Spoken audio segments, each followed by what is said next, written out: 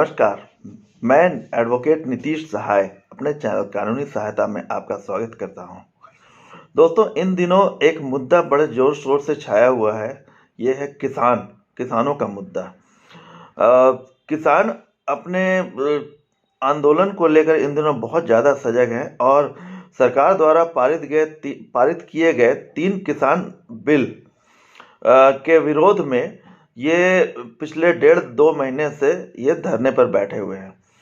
दोस्तों, इनका जो इशू था वो मुख्यतः ये था कि किसानों के हित में ये जो कृषि बिल आए हैं ये नहीं है और इससे इनको बहुत सी जगहों पर दिक्कतों का सामना करना पड़ रहा है। इनकी बात अपनी जगह पर अगर हम ठीक भी माने तो भी एक बात जरूर थी कि कोई भी कानून जो हमारा देश का लेजिस्लेचर लाती है, उस कानून को अगर आप चैलेंज करना चाहते हैं या उससे अगर सेटिस्फाइड नहीं है तो उसके एक लीगल प्रोसीजर होता है उसका। आप अगर वो लीगल प्रोसीजर फॉलो ना करके अगर आप दूसरे प्रेशर माउंटिंग टैक्टिक्स का अगर आप इस्तेमाल करते हैं तो ये कहीं ना कहीं अपने आप में गलत होता है और ये पॉलिटिकल मोटिवेटेड माना जा सकता है। यही हाल किसान आंदोलन का भी है। किसान यदि सरकार के इस बिल से नाखुश थे, नाराज थे, तो ये चूंकि सरकार का ये कदम एक संवैधानिक कदम है जिसमें पार्लियामेंट के द्वारा पारित करा करके ये बिल को लाया गया, तो अगर इस बिल का विरोध भी करना है तो उसका वो कॉन्स्टिट्यूशनल तरीके से वो विरोध करते तो ये बात समझ में आती। किंतु किसान ये रास्ता ना अपना करके ये आंदोलन का रास्ता उन्होंने अपनाया, जिसमें मेरे हिसाब से यहाँ कुछ पॉलिटिकल नेताओं की शायद पॉलिटिकल रोटियां सेकी जा रही हैं और किसान को सिर्फ जो भोले भाले किसान हैं उनको स्केप गोट बनाया जा रहा है। दोस्तों, आइए हम पहले चर्चा करते हैं कि ये जो किसान बिल है इसका अगर किसान सही तरीके से विरोध करना चाहते तो वो कौन कौन से कानूनी तरीके थे जिस पर वो आराम से इसका विरोध कर सकते थे और उसमें अगर वाकई में ये किसानों के हित में नहीं होता या किसानों के या आम लोगों के फंडामेंटल राइट्स को अगर ये इफेक्ट कर रहा होता तो इसको कहाँ कहाँ चैलेंज किया जा सकता था और किन किन प्रावधानों के तहत चैलेंज किया जा सकता था। तो आज के वीडियो में हम इन्हीं बातों की चर्चा करते हैं। चलिए शुरू करते हैं।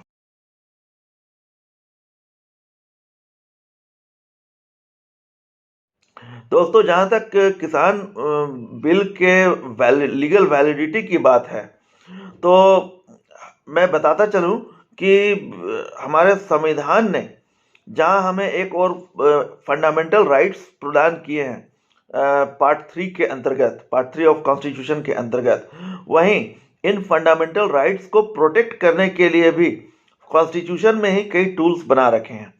इनमें से जो सबसे एक अहम टूल है वो है आर्टिकल 13।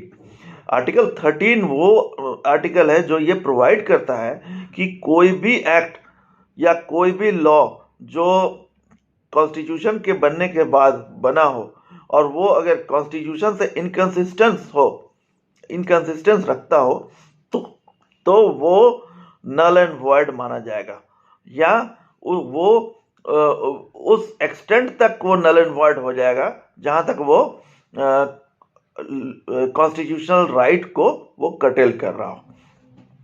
तो इस प्रकार अगर किसानों का जो मुद्दा है कि ये उनके राइट टू ट्रेड को किसी तरह से हैम्पर कर रहा है और उनके संवैधानिक अधिकारों का हनन कर रहा है, तो वो आर्टिकल 13 क्लॉज 2 का सहारा ले करके वो सुप्रीम कोर्ट में इसके अगेंस्ट में वो एक अर्जी लगा सकते थे आर्टिकल 32 के तहत। किंतु ऐसा उन लोगों ने नहीं किया और अपने आंदोलन के रास्ते चल पड़े। यहाँ तक भी कुछ हद तक चलिए बात जस्टिफाइड थी कि भाई उनको उनकी जैसी अपनी जो उन्हें ठीक लगा उन्होंने किया, लेकिन 26 जनवरी की जो घटना घटी जिसमें कई मासूम पुलिस वालों के ऊपर किसानों का रौद्र रूप फूट पड़ा, और जिसमें कई लोगों के हताहत होने की खबर भी आई है, घायल होने की खबर आई है। तो ये बातें साफ तौर पे इंडिकेट कर रही हैं कि यहाँ किसानों की आड़ में कुछ वामपंथी या कुछ एंटी सोशल एलिमेंट्स ये अपनी कमाई करने या अपनी रोटी सेकने का इंतजाम कर रहे हैं। तो ये पूरी तरह से गलत है। मैं इसकी घोर निंदा करता हूँ और अपने चैनल के माध्यम से जितने भी जेन्युइन किसान भाई हैं उनको मैं ये आह्वान भी करना चाहता हूँ कि अगर आपको कोई ग्रीवांस है सरकार के किसी भी कदम से, तो कृपया आप कानूनी रास्ता इख्तियार करें और सरकार के इस बिल को कानून में के तहत, कानूनी प्रक्रिया के तहत आप कोर्ट में चुनौती दें। इसके लिए आप आर्टिकल 32 के तहत सुप्रीम कोर्ट में भी आप जा सकते हैं और आर्टिकल 226 के तहत अपने प्रदेश के हाई कोर्ट में भी आप इस बिल के अगेंस्ट के इम्प्लीमेंटेशन के अगेंस्ट में आप अपील कर सकते, रिट फाइल कर सकते हैं। तो इस प्रकार हम देखते हैं कि अगर आप आर्टिकल 13 क्लॉज 2 के तहत अगर आप इस किसान बिल के कॉन्स्टिट्यूशन वैलिडिटी को चैलेंज करते हैं तो संभवतः इसमें आपको सफलता भी मिल सकती है, और जो प्रोविजंस आपको इनकंसिस्टेंट लग रहे हैं आपके फंडामेंटल राइट के अगेंस्ट, तो उस पर सुप्रीम कोर्ट कोई एप्रोप्रिएट ऑर्डर भी कर सकता है। तो इसलिए मेरी आपसे एक बार फिर से यही अपील होगी कि आप ये आंदोलन के रास्ते न जा करके आप कोर्ट के रास्ते आप इसके कॉन्स्टिट्यूशनल वैलिडिटी को चैलेंज करें, तो ये आपके लिए भी बहुत बेहतर होगा। और इस पर एक सही लीगल प्रोनाउंसमेंट आ जाता है अगर सुप्रीम कोर्ट का, तो इससे आगे के लिए भी बहुत ही अच्छा होगा और आपका भी बहुत भला होगा। तो मेरे भाइयों, आप सही तरीके से इसको चैलेंज करें और ये आंदोलन के रास्ते न जाए, यही मेरी आपसे अपील है।